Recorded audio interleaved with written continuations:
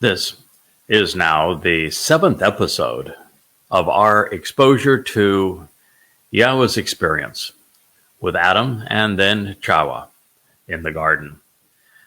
In our previous episode, part 6, we concluded the program with a remarkable declaration that is attributed to Adam. And if in fact he made this at this moment, then he was considerably brighter than I think anyone has ever given him credit for. And what's sad about that is that it was Adam's failure, really, to properly educate Towrah that led to their fall. So I don't know what went wrong from Yowza. This gift from God is really spectacular, to him not exactly thinking it all through. But nonetheless, this is the last statement we read in our prior episode. Then the man, Adam, said, this is the way to... No, I should back up here. This is the moment that Yahweh presented the gift of Towrah, woman, to man. This, the man said, is the way to conduct one's life, the pattern and behavior to be followed, the motivation to push forward, the persistent heartbeat, its essential nature, the very skeleton upon which human life hangs, of my essential nature, a living being able to communicate intelligently, Bashar, for my desire to share positive thoughts with humanity, men, Bashar, Ane. For this reason, she shall be greeted and welcomed and called woman, because out of man she was taken. Now, there's an aspect of this that my dearest wife, my out of my essential nature, best gift ever, this is the way to conduct one's life, the very essence upon which life hangs for me, the ultimate in Bashar, a living being that's able to communicate intelligently, for my desire to share positive thoughts with humanity, Bashar, and then even Kara, she shall be greeted, welcomed, and called, that she would really like me to share with you. And I have been reluctant to share it, although I wrote about it on a Facebook post regarding this particular episode. And what I have shared up to this point is that Bashar, as it's presented here prophetically, speaks of two individuals in all of human history. And if you consider it as Bashar, Kara, it reinforces everything that is important regarding them. There are two men who have served both as Yahweh's Bashar, which in the verbal basis of Bashar means to herald a message, to communicate intelligently, to convey the good news. These two would be Dode, who did it better than anyone, and Yada, myself, as I try to effectively herald Dode's message. Dode was Yahweh's herald. I am Dode's herald. But there's more to it than that, because we are the two individuals that Yahweh has either asked or accepted that they would lay down their Bashar, sacrifice their Bashar, give their physical body, flesh and blood, their human nature, as a gift for Yah's people. Dode sacrificed his Bashar, physical body, on Passover, as the Passover AL. I will offer mine on Teruah, as the Adamah Parah. And so the very idea that two individuals would stand up and point up to God as the Hey in Yahweh's name, and there's two of them, explain. And that there's only two men who served as Bashar, heralds, communicating Yahweh's message to his people, who also offered their Bashar bodies during the Moed Mikre, Dode and myself. My wife has opined that perhaps the two Heys in Yahweh's name, which depict two men standing up and pointing up to God, do not represent Abraham and Sarah, as I have suggested in the past, but perhaps represent Dode and Yada. And her reasoning for this is, as I have just explained, Bashar. Although she came to this conclusion 4 or 5 nights ago, before we came to realize that we had Bashar Kara here in conjunction with the Mikre. And it was her contention that while Yahweh laid out the terms and conditions of the covenant with Abraham and had a good laugh and a cheeseburger or two with Sarah, who's a very good woman, doesn't say a lot. And so it's pretty hard for her to be the person looking up and pointing up to God. She is not a Bashar in either sense of the word, as a noun or as a verb. And Abraham, well, I may be unfair in saying this because Yahweh only views the good in Abraham. He has blinded himself purposefully to the bad, but he revealed the bad in the Torah. Abraham was way too supportive of Ishmael and wanted him to inherit the covenant when Yahweh said, "What is it about this that you don't get?" Absolutely not. And then he didn't want to banish Ishmael and Hagar when they were disruptive to the family, the way that Yahweh had conceived it. And Yahweh had to say, "Come on, pal, listen to your wife. Do as she says." Twice, Abraham pimped out his wife for sheep and goats. That does not appeal to me. And when you look at the narrative that Yahweh presented to Abraham, at no point would you say, this man is really sharp. I would like to follow in his footsteps because he's one bright dude. When I read what Moshe said in Devarim, I read what Dode revealed throughout his Mizmor, and I'm right there saying, wow, this is an impressive man. Both of them. They're brilliant. They've wonderful displays of character and intellect, and they're exceedingly articulate. Not the case with Abraham. And so it is very difficult to envision that Yahweh would base his name with two people standing up and reaching up on either side of that tent peg, which speaks of being increased, being made more secure, having God enlarge us, making us more than we are, who have grasped hold of the hand of God and have at times even served as the strong arm and hand of God, being Abraham and Sarah. Abraham's certainly not deserving, and Sarah didn't say enough for us to benefit from, and neither sacrificed their Bashar bodies or participated in a Moed Mikre.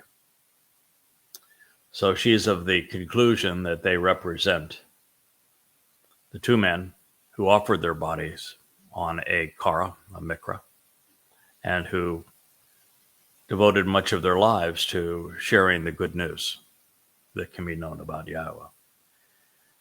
And so in this text, we have Bashar, Lakoth, for this reason, Kara, addressing all of these things. So while I'm going to weasel out here, and I'm going to say I have not come anywhere close to embracing this idea.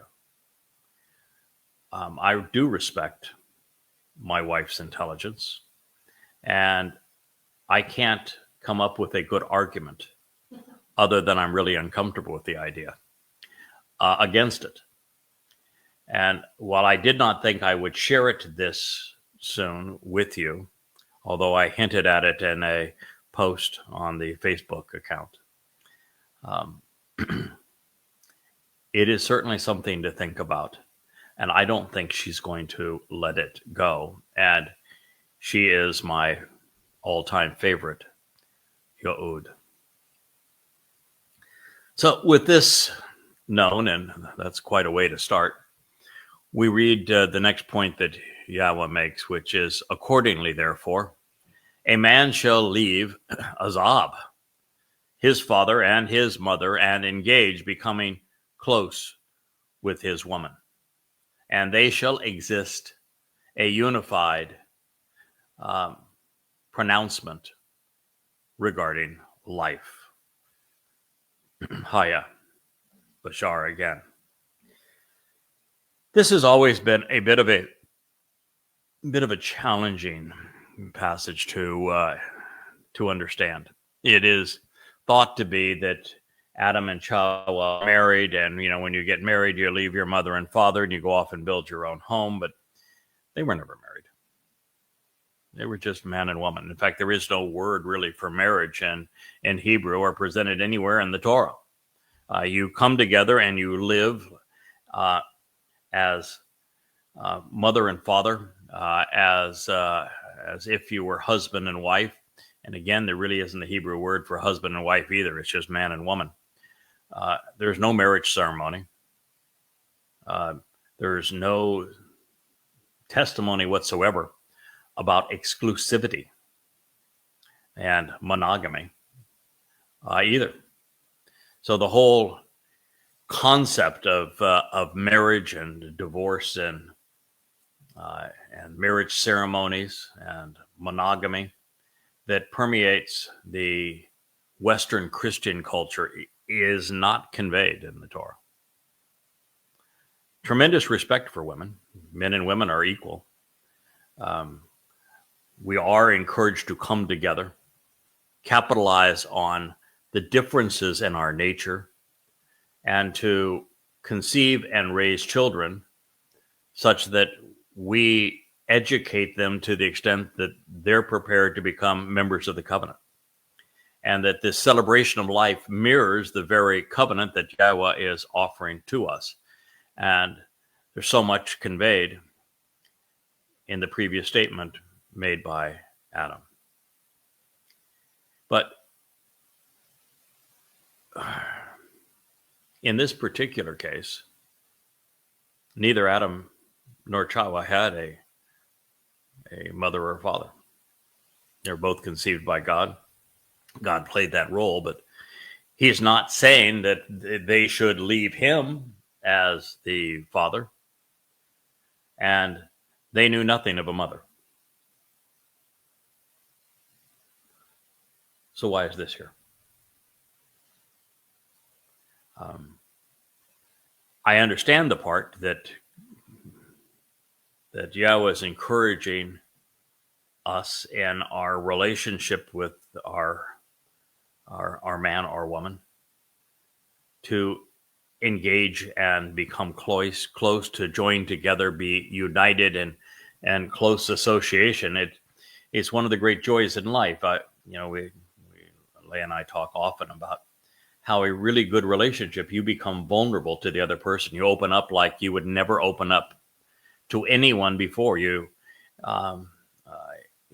bring them into the core of your existence. There's nothing that compares to it and all of human existence. And there is a electricity and a synergism and a great joy and happiness and so many things that emerge out of this. But it's just such a strange place to place. Therefore, a man shall leave his father and mother and engage in a close relationship with his woman. Because, again, Adam and Chawah didn't have a mother or father. And if we were to project Yahweh and the Ruach Kodesh as mother and father onto them, then why would Yahweh be telling them to leave them? So it is a very odd thing. It's not extant in the Dead Sea Scrolls, so we can't look at it from that perspective. As a prophetic pronouncement for other people, I do see the merit of, and it could just be a prophetic pronouncement, I'd see the merit of encouraging us when we find our special person to be independent, to build our own home and our own family. And eventually we have to do as the covenant requires. I mean, the covenant doesn't just say as its prerequisite that we walk away from Babel, from this integration of religion and politics and from the culture of man. But it also says we walk away from our father's house. So the family of man is not good. And collectively, when you're dealing with Babel and human culture and the family of man and that sort of thing, collectively, man is almost always bad. You know, you look at, it's Holocaust Remembrance Day, so I was looking at the images that came back to my mind as I was in those concentration camps for the first time. I posted both on X and Facebook that the man that walked into those camps was very different than the man that walked out of them. Fundamentally changed my life. And I have never forgotten what collective man that is part of a religious culture or of a political culture can do. And it's savage. It's evil. And we're watching it play out again with Muslims ravaging Jews. It just breaks my heart to witness it. And so when Yahweh is saying we need to separate ourselves from the human family and cling to this new union that we are conceiving to create children, I understand that. My birth mother and father were not good. I was most happy to move away from them. And that's true for a lot of people. It was also true for Leah. And so there is an element of that in this. But the term for leave is harsh. It's abandon, it's reject, it's desert, it's forsake his father and his mother. Now, I don't necessarily have all the answers here, but the only place where it makes sense to me is as it relates to the culture and the family of man, which we need to leave. Abraham and Sarah walked away from Babylon and from the culture and religion and politics, the militancy of the family of man, before Yahweh introduced himself to them. Noah stood apart from the community and family of man, which is why God was able to work with him. Dode doesn't even mention his mother ever. And his father was a little creepy, a whole lot creepy. And he had gone off to Bethlehem, a long way away from where everyone else was. And even at 8 years old, he was very much set apart from them. And so all of this could play into that. The other aspect of this that I think is potentially important is that when we grow up, our parents do a lot of imprinting. Many people never move past that imprinting. And the second statement that Yahowah etched in stone, he was keen to say that fathers will mislead their children to the third and fourth generation. And it's true that the child of a religious man is typically religious. It is really true in Islam. And that's such a curse. And it's very difficult to break away from that. But since the vast majority of parents bring their children up to be similarly political, similarly racist, similarly religious, and all those things are horribly wrong, walking away from them and getting a fresh start is exceedingly healthy. And that could well be, as Yahowah is explaining here. And they shall exist as a unified pronouncement regarding life. Haya Bashar. Haya is the basis of Yahowah's name, and Bashar speaks of communicating intelligently about God. And perhaps the idea here is that when we are willing to separate ourselves from the family of man, and we are willing to conceive new life in a loving embrace where a man and woman come together as newly separated from the ills and the evil of the human family, that we can exist in such a way that we, by our very actions, our words, make a pronouncement regarding the purpose of life. Anyway, this was Bereshith in the beginning, Genesis 2:24. Now, as I've shared, Adam did not have earthly parents, so this advice was not for him.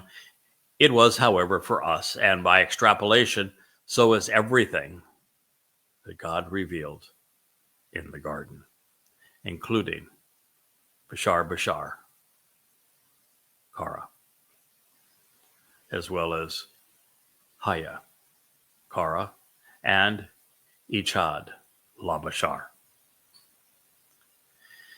Now, this recognition is advanced by Azab because Yahowah would not have used it in reference to man leaving his father and mother unless he was trying to make a point that we wouldn't forget.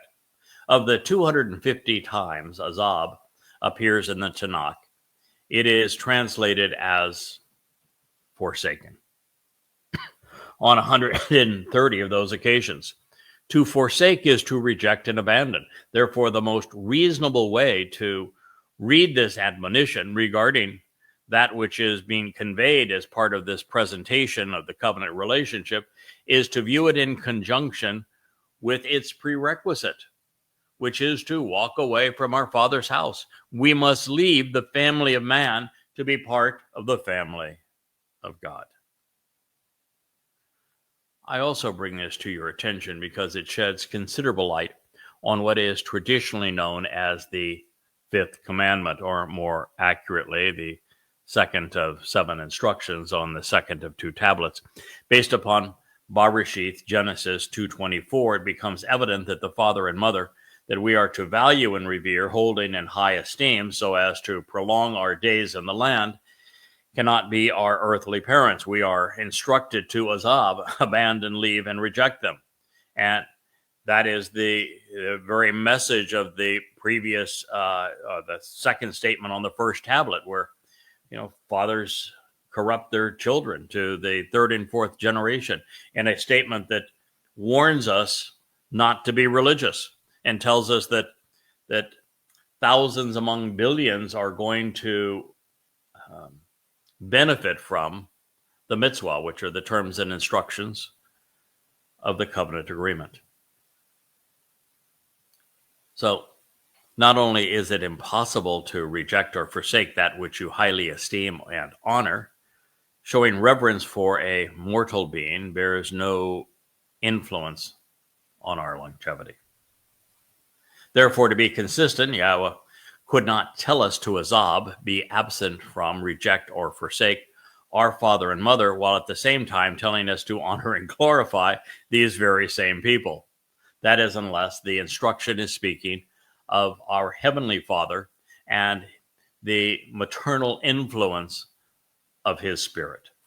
And this relationship is equated to the Bereth covenant family.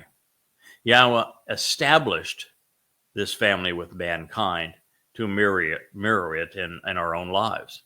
So when these instructions are viewed from that perspective, everything begins to fit, including Adam's insistence that, well, this is the way to conduct one's life, the motivation to push forward, the persistent heartbeat of light, its essential nature, the ability to communicate intelligently, regarded by desire to share positive thoughts, heralding the good news,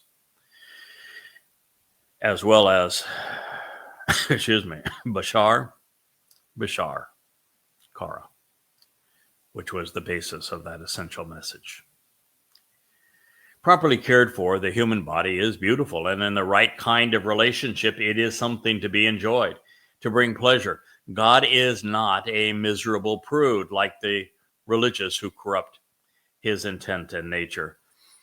In this next statement, there is one of the many statements from God that is so counter to the religious influence on our society. You know, in Islam, they make women walk around in garbage bags, and in the prude, the kind of the prude nature of Christianity, everything has to be covered up, and if you show any body part, that's a really bad thing. Well, not to God. That's like saying to God, "I know you designed this, but it's not appropriate for anybody to see it." I don't get the whole thing. I think my wife's body is beautiful. I love to celebrate it. It's a celebration for my eyes. I know us guys, we're pretty visual creatures, but this whole idea of covering all up and not showing anything, and only having making love with the lights turned off and under the covers, it just doesn't appeal to me. I think it's utter nonsense. I even think that the whole concept of marriage and a marriage ceremony and the rings and the whole bit to death do us part, I think it's utter nonsense. There's nothing like it in the Torah, and I can tell you, having gone through a divorce and a miserable marriage, the whole divorce process that we have concocted is horrible, and it's miserable. And Yahweh's approach to it is, you don't want to be together anymore? Write a letter, explain, I don't want to be with you anymore. These are the reasons.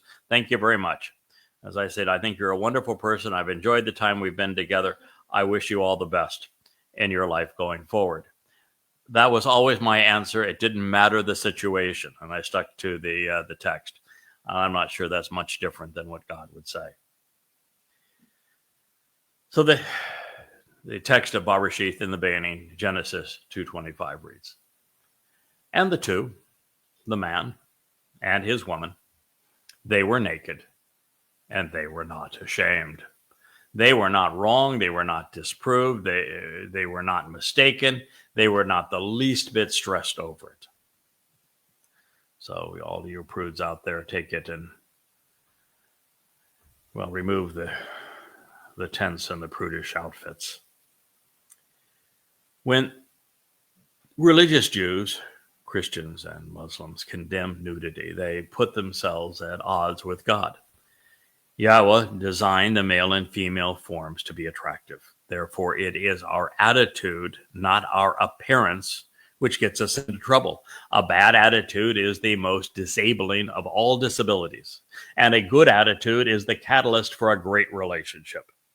A healthy body is a proper home for an engaged soul. And there was no loophole for those who claimed that Adam and Chawah were married.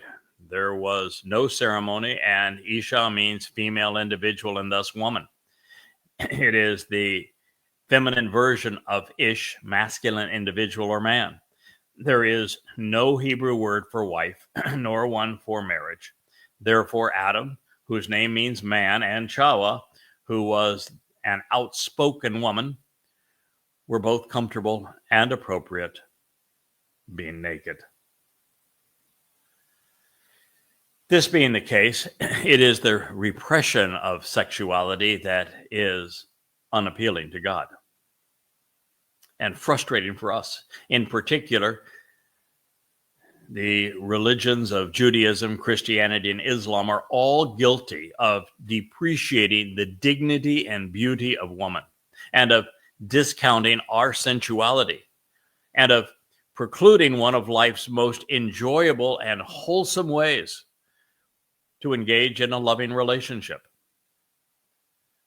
So now as we turn the page and we move into the next chapter, be mindful of the shift of attitude which led to Chawah's exodus from Eden, and contemplate how this change in perspective caused her to consider nakedness offensive.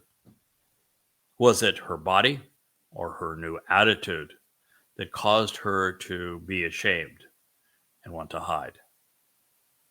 Overlooking all of this was a creature with a very different agenda, a cherub tasked with protecting the garden by keeping the hostile animals, including humans, outside of the garden at bay.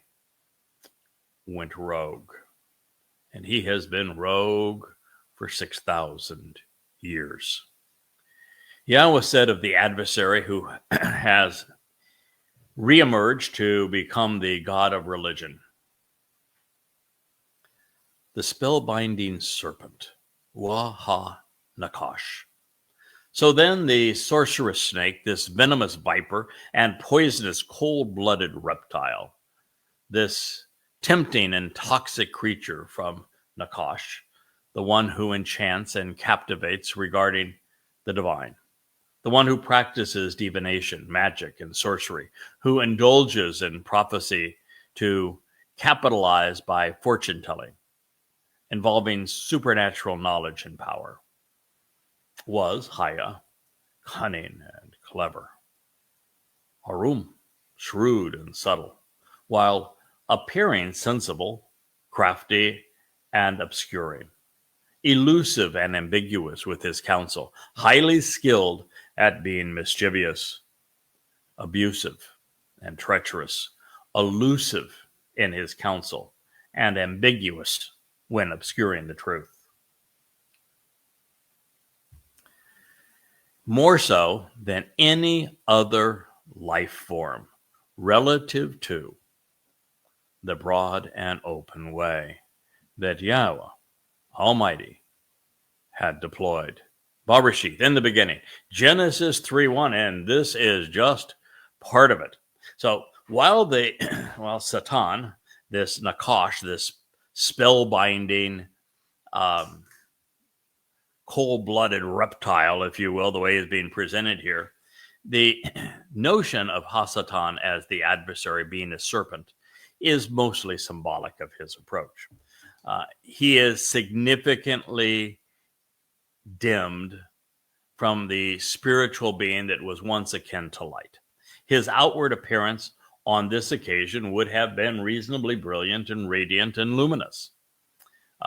So Yahweh is using Nakash, spellbinding, serpent, serpentine, if you will, toxic and venomous, something that slithers on the ground, trying to keep out of sight, that comes with a sneak attack, to convey the cunning and guile of the cherub. When I use the term cherub, by the way, I have deduced it for several reasons. One, it's obvious that Chawah was very familiar with this individual. because there were no introductions. It just came down. It had a dialogue. The dialogue was perceived to be on par with what Yahowah had said. So certainly perceived as being brilliant and forthright. And the only other individuals that they would have noticed were the cherub that we were specifically told were on the wall of the garden, keeping hazardous entities out.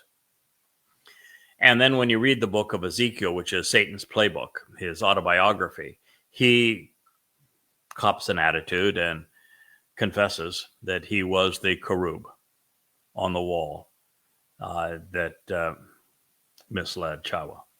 So we have some significant insights into this regard. The cherub were actually programmed to be protective. That's why they were on the garden of the wall of the Garden of Eden. But you'll also see them with one wing this way, another wing this way, with a flanking set as the back and the side of the Ark of the Covenant. The Kaporeth, the mercy seat of the Ark of the Covenant, has a side and a back, kind of like an armrest, if you will, as a wing. And the back would be another wing, and the same thing for the other corner. It's comprised of cherubim. And even in the most set apart aspect of the home for Yahweh's name, we're told that there were two enormous cherubim that flanked the Ark of the Covenant, which indeed had cherubim. So they're designed to lend support, to be protective, and to be associated with the Ark of the Covenant. So for this cherubim to go AWOL, for him to go rogue, was a really big deal. And I also want to be careful so that you know that Satan did not have free will. All of Yahowah's malach, his spiritual envoys, of which a cherub would be one of many of them, is like someone in the military. In the military, you can disobey an order, but if you do so, there's an immediate ramification. You are either discharged from the military, you are tried and imprisoned, or they'll take your life. So you're not free to choose to do what you want to do. You have to follow orders, or there is an immediate consequence. The same thing is true with Hasatan. He was given orders to protect the garden. He decided he didn't want to do that because he did not have free will. There was an immediate consequence, and we will hear of that consequence. But he was immediately diminished, becoming this very snake that he is described as. Hugely degraded from what he once was, and he will be incarcerated in Sheol forever. It is curious that in Bereshith Genesis, the adversary is presented exclusively through revealing attributes. He is described as a Nakash, which is to say that he's more like a snake. He is devious and enchanting. He uses religion to appear divine. Nakash says that he is observant and aware of what is written upon the signs God has provided. By being Nakash, he learns through experience and is diligent in his approach, even though that approach is counterproductive. As a Nakash, a fortune teller, Hasatan becomes a false prophet using divination, which is the religious pursuit of invalid conveyance of the unknown, particularly future outcomes, through spiritual and supernatural means. But make no mistake, Hasatan is spirit. It is exceedingly easy for Hasatan to fool the unwary into believing that he is a messenger of light. And his primary goal is to be perceived as if he were God, as opposed to the adversary. Of course, there's also the aspect of the Nakash being venomous, being a serpent, striking, incapacitating, debilitating, paralyzing, and indeed being deadly. All of these things apply to him, particularly with his religions. His appearance, if also shaded by Nakach, would be as burnished bronze or shimmering copper. This is telling because throughout Ezekiel, we find that the individual I called Measure Man, he's the guy with the stick that goes around and takes measurements of everything. Measure Man is presented as a shimmering copper or burnished bronze. And Measure Man is Satan's projection of himself. And he provides the dimensions of the adversary's proposed temple in Ezekiel. And, that temple is so enormous, it paves over the entirety of Judea. It doesn't just bury Jerusalem underneath it. It doesn't just overshadow the Temple Mount. It's essentially all of Judah. So Satan thinks a lot of himself. By using Nakach, snake, we learn that Satan would be considered cold-blooded. He is serpentine in his approach and thus never straightforward. While appearing to absorb the light of the sun, he lives in the pit of darkness. The Nakach serpent is exceptionally, arum, which means that he is shrewd by being subtle. He is elusive by being ambiguous. He is clever by being cunning. This means that he is well suited to outwit the dim-witted. He is a sly trickster and a con artist, a fraudulent cheat and counterfeit, who is a charlatan and swindler. Because both Paul and Muhammad admitted to having been demon-possessed, outwardly admitted it. Muhammad says it in his first meeting with the dark spirit in the cave at night that was so abusive to him, he immediately wanted to commit suicide. And then at the end of his life, he's admitted that he was demon-possessed again. All chronicled in the Hadith. And with Paul, in the closing lines of the second epistle that he wrote to Corinth, he admits that the goad in his side that controlled him was a messenger from Satan. He too was demon-possessed. And therefore, in both cases, the God of Christianity, Iesu Christou, now called Jesus Christ, and the God of Islam, it's given a whole host of names from Ar-Rahman to Rabbi to Allahu, Allahi, Allah, known as Allah, was also modeled after Satan. And in fact, in the Quran, it's so obvious because Allah spends all of his time in the Quran in hell torturing anyone who did not capitulate to him. And Allah's unremitting order is that all Muslims must fight and kill for him. Islam was conceived based upon the Pledge of Aqaba, which is to wage war against all humankind. Satan has been against humankind since God conceived humankind with free will, the very thing that he lacked,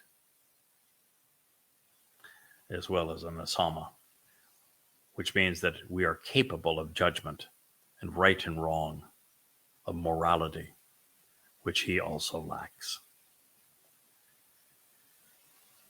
So,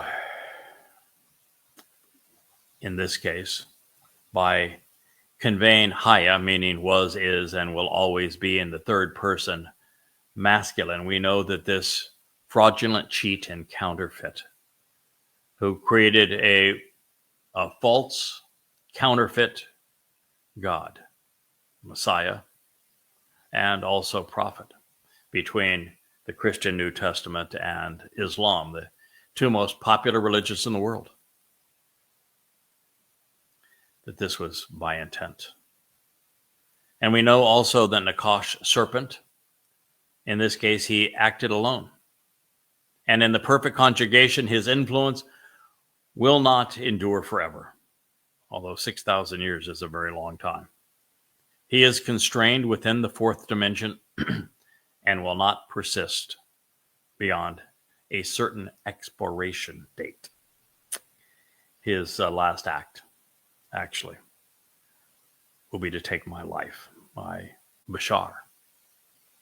And at that moment, he will be singed, and he will be sent to Sheol.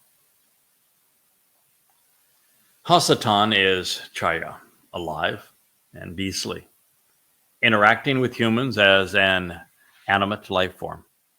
He haunts the Shedah, the open environs, within the cultivated lands of civilization and unprotected pastures. This is to say that we should expect Satan to be right out in the open, cultivating civilization, pasturing sheep, and nurturing the unsuspecting. He is therefore being positioned as the god of religion. Did that resonate with you? You understand what God just said? Satan is right out in the open. The most open thing for humanity is religious edifices, religious influence. That is where you'll find this serpent.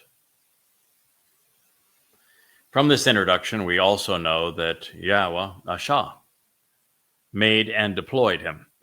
God Ashah put him into effect to engage in this way. And while the reason for this should be obvious, most people are deluded into believing that God and Satan are two titans fighting to influence mankind. You got a little devil on one shoulder and an angel on the other, and they're trying to vie for influence. And in Kabbalah, they're of equal importance. It's just not true.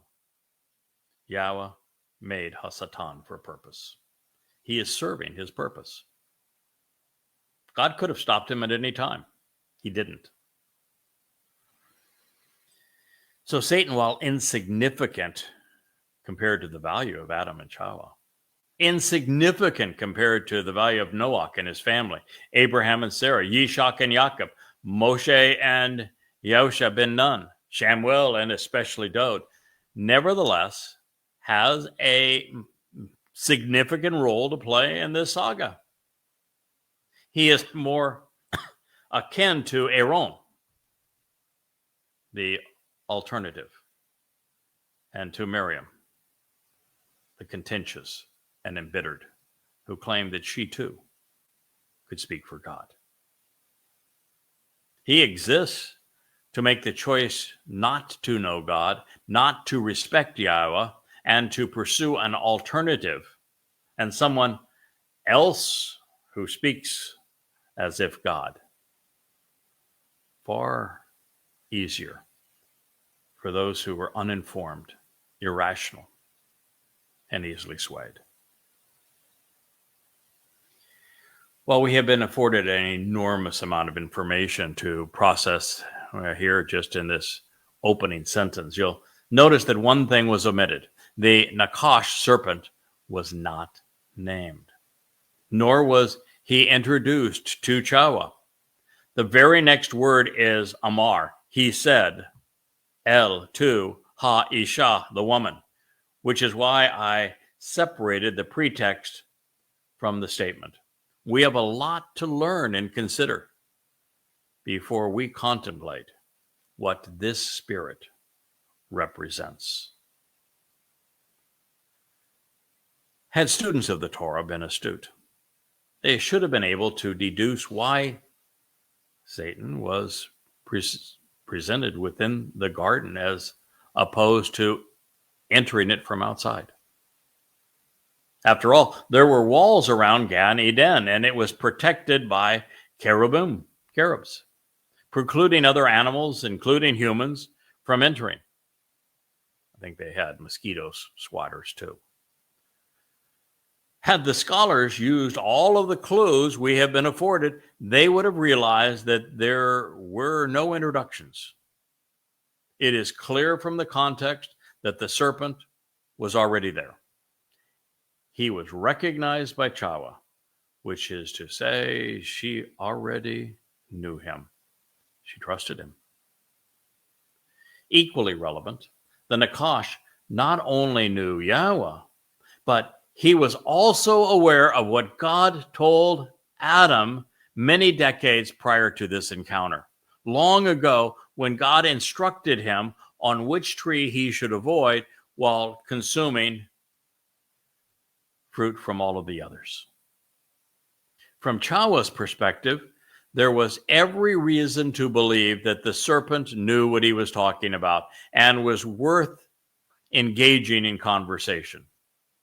She, therefore, perceived him as someone who was enlightened, maybe even someone of a higher status. He was up there on the wall. He was, well, like light. He must have been enlightened. He was perhaps a conduit to a bigger, better, fuller, richer life because he could see on the other side of that wall.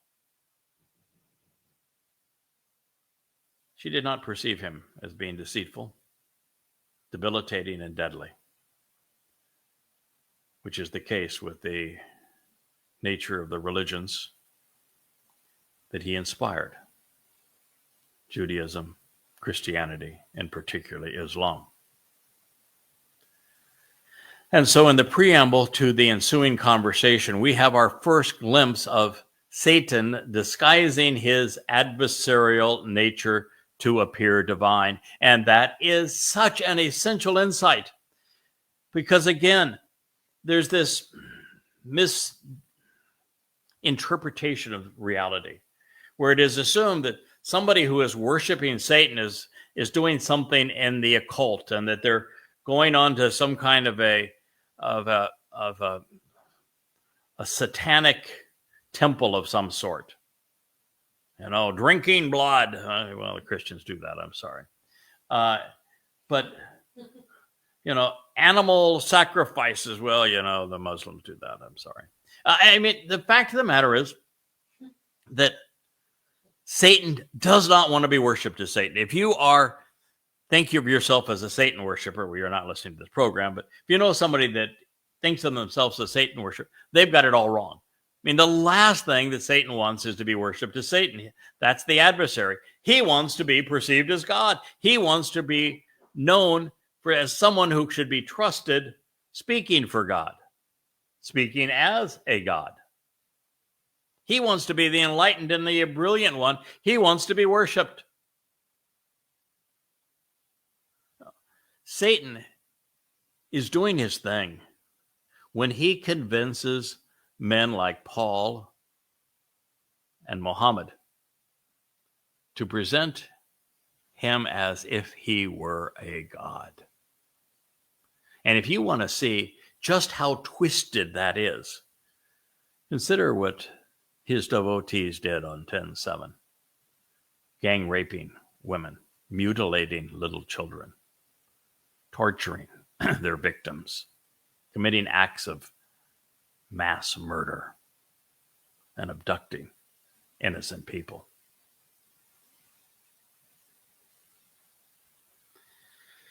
There is but one explanation for all of this.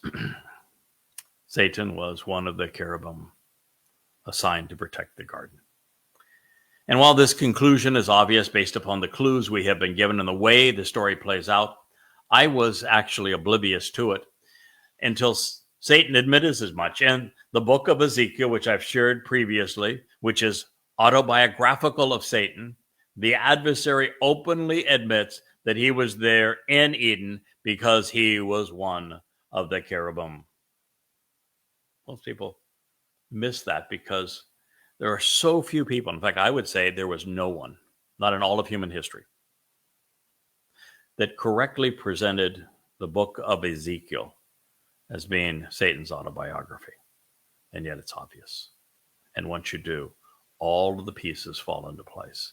And the myths of Christianity and Judaism and Islam all of which pilfer aspects of that story. Crumble. So this realization becomes particularly evident beginning in the 28th chapter of Ezekiel, after demonstrating that he was a false prophet, with every prediction made of Tyre being invalid, in addition to what follows being grossly inaccurate. Satan obsesses over the village on a rock, Tyre. He foists a ridiculous, over-aggrandized, revisionist account of how he perceived the encampment on the rock to convey his former glory within Eden. And he introduces the king of Tyre, whose name he does not even know, as the paradigm of perfection. Satan's fanciful portrayal of himself reads, and it is a word to me to say, of this is not him, son of man. It is imperative that you raise a funeral dirge and offer a lament over the king of Tyre, and have said to him, thus said my Lord and Master, this is not him. You are the seal, the signature and the stamp, the very model of the ideal paradigm, a paragon of perfect proportions, properly designated for the way things should actually be, filled with abounding and astounding wisdom and intellect, aptitude and dexterity, entirely perfect, beautiful in appearance, and highly desirable, exceedingly handsome. So says Satan of himself in Ezekiel 28:12. Perceptions were a far cry from reality. Then Satan speaks in second person to identify himself as that paradigm of perfection, the most beautiful of all. So now, keeping in mind that there were only 4 individuals in Gan Eden, the garden of great joy, making this list exceedingly small, we read, in Eden, the garden of God, you actually were there for a limited time. Every precious stone and esteemed rock adorn and beautify you. Ruby and topaz, the diamond and aquamarine, the onyx and the jasper, sapphire and emerald, even the carbuncle. Never seen a carbuncle before, but I guess they're pretty. At least they were pretty to Satan. Your settings and your mountings, they are crafted in pure gold. With you in the day of the creation of you, they were fashioned and formed. You are the cherub, the spiritual being, the cherubim, questioning the anointed and questioning the appointed as the guardian. I had offered you and placed you upon the holy mountain of God. You had been in the midst of the stones of the fire, having walked independently. Perfect and unblemished, entirely blameless were you in your ways from the day of the creation of you until the deviance and injustice was discovered pursuant to you. Ezekiel 28:15. Yes, Satan sees himself as the paradigm of perfection, as the most magnificent being in the universe, while God presents him as an adversarial and venomous serpent. So we have a little dichotomy here of sorts.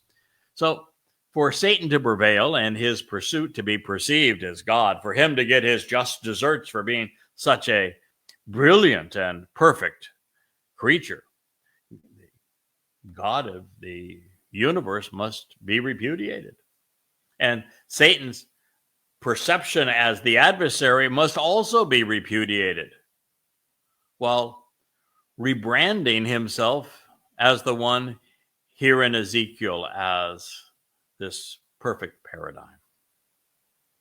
The adversary's propensity to besmirch his evil nature, as if he were the God and that Satan was his adversary as opposed to himself, permeates religious texts such as the Zohar, the New Testament, the Quran, and Ezekiel. Therefore, this is Satan glorifying himself by denouncing his true identity. Unaware of the ploy being used, the feeble-minded perceive that the devil must be God because, well, he is renouncing Satan. The ploy of the Quran. It's the ploy of the Christian New Testament. You know, Paul, who was demon-possessed, tells those who believe him that anyone who challenges him must be an emissary of Satan. Allah said exactly the same thing. Truth is just the opposite. In the abundance of your exchanging one thing for another, going about making your trades, your core was filled with violent destruction, terror, and maiming. And you sin by missing the way, by leading others astray. And so I am dishonoring you and treating you with contempt. And this is the perfect paradigm, mind you, from the mountain of God, and I will expel and destroy you. Well, that's exactly what's going to happen. And exactly in that place, as the Karub, the spiritual being, overshadowing guardian, which is exactly what he was, from the midst of the blazing rocks. We could say, as a result of the fiery crag. Your judgment, inclinations, and personal assessment were towering, haughty beyond reason, and exalted above the Most High. Oh boy, isn't that true? With your beautiful appearance, your desirability, and your brilliance, you blemished and corrupted your wisdom, your intelligence, your superior capabilities and dexterity over your shining splendor and glorious brilliance. Unto the land and over the earth I have cast you. Unto the presence of kings I have given you control of them to possess, to view the sight and spectacle of you, while sharing these perceptions with you. Oh, talk about double talk. Being on both sides, he knows exactly who he is, and he admits it. And what's amazing, he admitted this. This is now Ezekiel 28:17. He's admitting it right out in the open, and nobody got it. He's telling you, yeah, that's who I am. I'm the adversary, but I want you to perceive that I am the paradigm of perfection because I'm auditioning to be your God, and you're going to bow down and worship me. And they have, by the billions upon billions upon billions. With this revisionist history, Satan has cleverly reinvented and repositioned himself. It was insidious, but clever. After aggrandizing himself in an overtly egotistical fashion, the adversary indicted his adversarial depiction and designation. That's all there to say. The story of religion is role reversal. It's foolology, which is better known as replacement theology, but there's nothing theo about it. It isn't only about the Gentile church replacing Jews and Israel, or Jesus replacing Dode, or even the New Testament replacing the Torah, because it is also about and more about Satan replacing Yahweh as God. What do you think Allahu Akbar means? What do you think that Paul meant when he said he is the fullness of the Godhead? Satan must obliterate all association with the adversary's title to be perceived as God. Therefore, distinguished by Other titles and names such as the Lord, G-D, Allah, even Jesus Christ, Hashem, Hasatan, attacks the one thing that can hold him back. It is a particularly effective tactic because by denouncing the adversary, Satan disassociates himself from that title and comes off sounding as the religious perceive God. Since it appears that Satan spoke honestly of serving as one of the guardians of the Garden of Eden, as an interesting picture is beginning to emerge. He could have and would have witnessed Yahweh engaging with Adam, loving a man we now know Satan views as inferior. This explains why the devil's advocate is called the son of Adam. All the way through the book of Ezekiel, the man named Ezekiel, who is the devil's advocate, was always called the son of Adam, the son of man. And this is why Satan requires Ezekiel to address him as my Lord and Master, calling him Yahweh, while bossing him around and abusing him, forcing him to submit to BDSM throughout the early chapters of Ezekiel.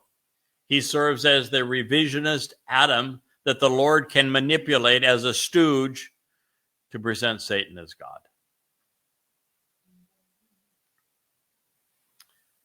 Satan did not slither into the garden as a snake. He was already there. He was known. He was beautiful. He wanted Towrah to direct her devotion towards him, away from Adam and Yahweh. He would separate them before misleading them.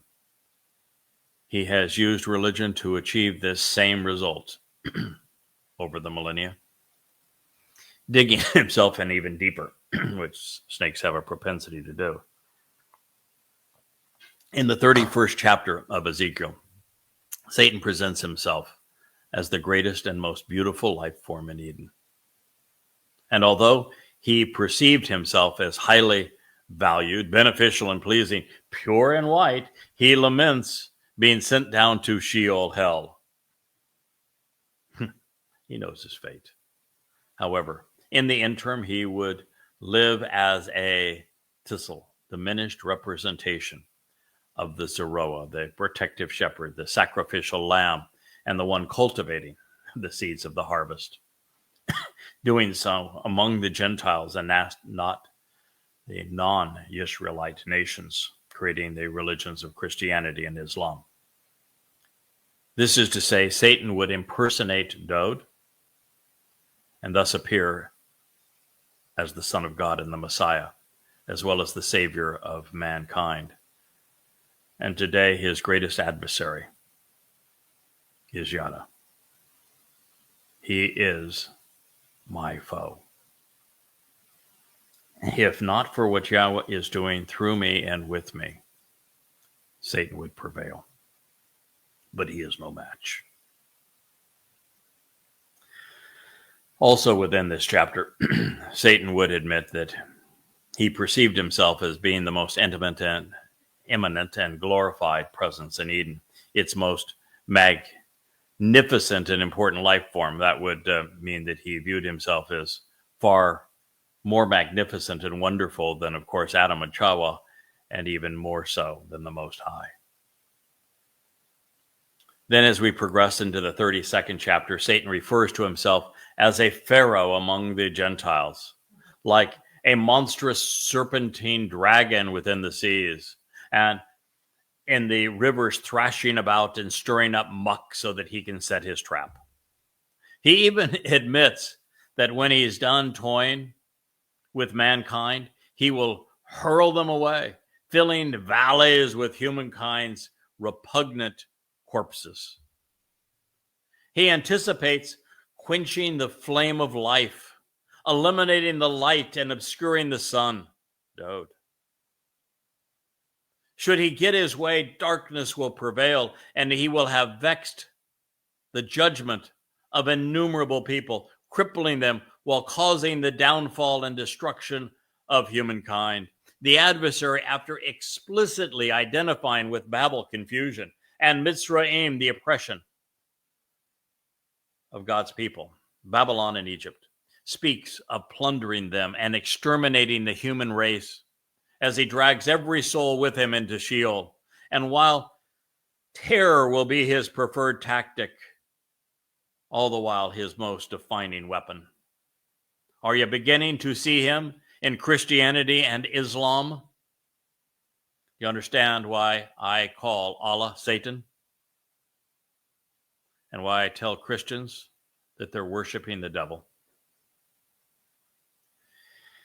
It is then in the 33rd chapter of Ezekiel that Satan declares that he will blow the shofar to herald his appearance as the brilliant and beautiful, especially enlightening Zohar. Satan's identification with the Zohar is so important to him. This connection is repeated throughout the chapter. You know what rabbinic Jews call the book that provides the spiritualism to the works-based religion of mundane Judaism? The Zohar.